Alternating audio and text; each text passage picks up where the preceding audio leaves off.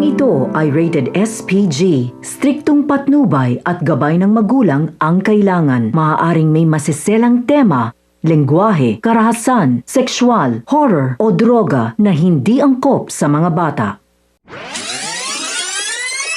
Mga kapamilya, narito ang mga dapat nating abangan sa FPJ's Batang Quiapo.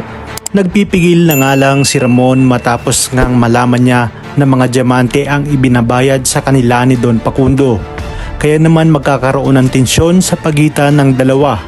Matapos ngang igate ni Ramon na hindi umano diamante ang ibinigay nito sa kanya.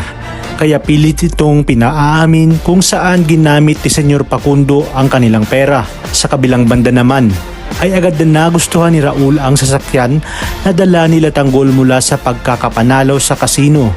Kung kaya't mabilis niya itong tinawaran. Ngunit hindi pa nagtatagal at hindi pa natatapos ang tawaran ay kaagad na dumating ang empleyado at sinabi na nakaw ang kotseng dala nila Tanggol.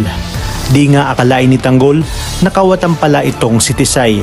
Tuwang-tuwa at excited naman itong si David na naghihintay sa simbahan dahil sa mangyayaring kasalan. Sinabi ni David kay Olga na nagkipagpatayan siya para mangyari ang araw na to at wala nang hahadlang sa kanyang pagyaman.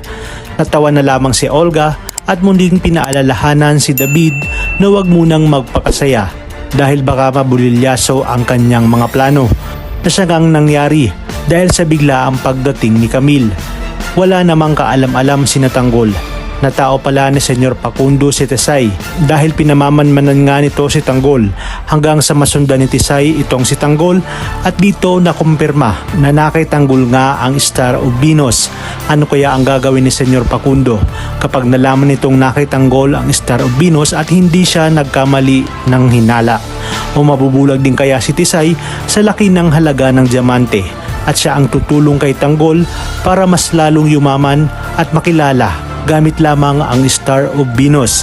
Kaya naman mga kapamilya, tutok lang dahil marami pa tayong dapat abangan dito lang sa pambansang teleserye ng Sambayanan, ang FPJ's Batang Quiapo.